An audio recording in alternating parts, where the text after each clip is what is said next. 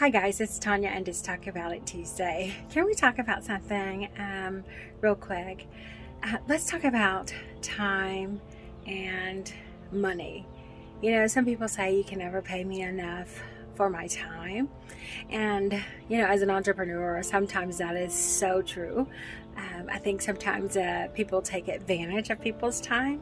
So one of my biggest challenges is honoring my time with a monetary value, right? Because I think that if I'm doing what I love, then the numbers will work themselves out. But I also have to remember to keep that business mindset that what I do is a business and that the service that I provide is not always just about how much time you spend in my chair or how much time you spend with me. That time has to be valued over time. So say when I'm working with a client and I provide them for a service and I block them for a 3-hour time. What I've heard a lot of times is that, well, you only provided me with a service for 3 hours, so you divide the top cost over 3 hours. But in reality, the service has so much more value than that, because you may have only spent 3 hours with me physically in the space, but the service that I provided for you lasted for not just 3 hours, it extended past that. Sometimes I don't see people for 2 weeks. So that's like 14 days.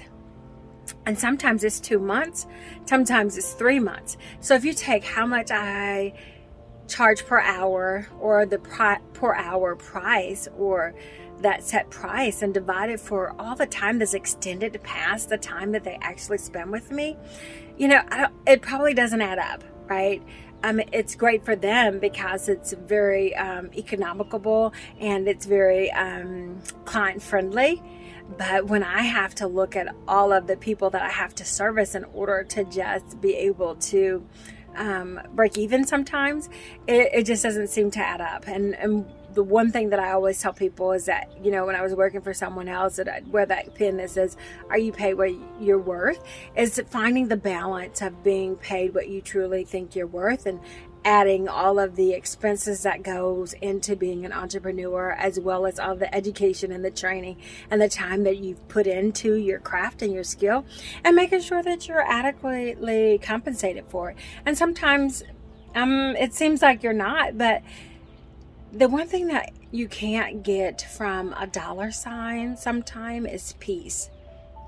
So sometimes when I'm feeling like, well, maybe I should just go back and, you know, work for someone else, and I go and I look at those job requirements, what people are asking for the money that they're paying, oh my gosh, it makes me chuckle, because I'm like, oh my gosh, I really want you to work like from sun up to sundown in order for some of the things that they're asking to be even feasible.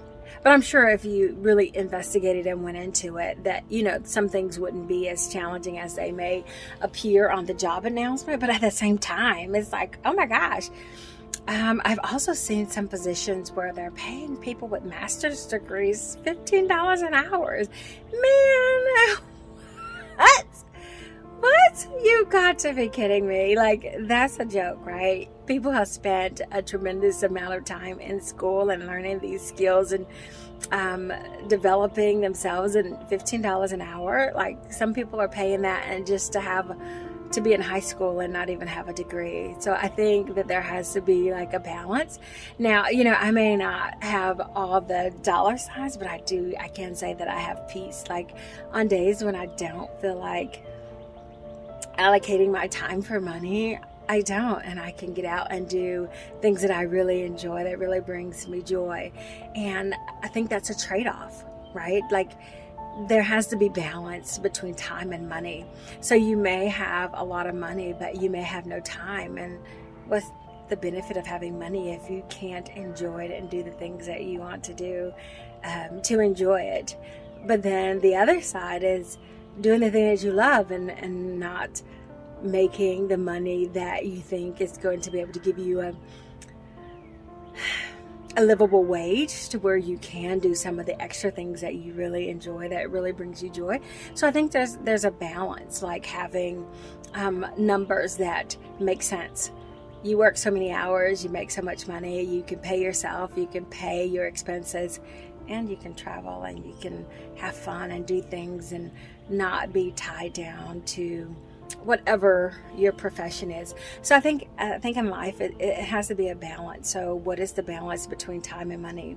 Do you give up all of your time to make a whole lot of money but spend your life working, or do you create something that gives you a little bit of both, gives you the freedom to be able to work as often as you need to in order to meet your financial needs, and then also to be able to have time to like step away from it and be able to enjoy and see the world? I don't have all the answers, but that's just something for you to think about. Are you trading your time for dollars? And if you're an entrepreneur, are you really setting your fees to where you can have the best of both worlds? Because that's why you're an entrepreneur, so that you can have some financial success and have some career success, but at the same time be able to have some of those freedoms that come with being an independent entrepreneur. I don't know. Think about it. Think about that and make some choices based on what works well for you. This has been Tanya, and it's Talk About It Tuesday. Until I have an opportunity to share, be blessed.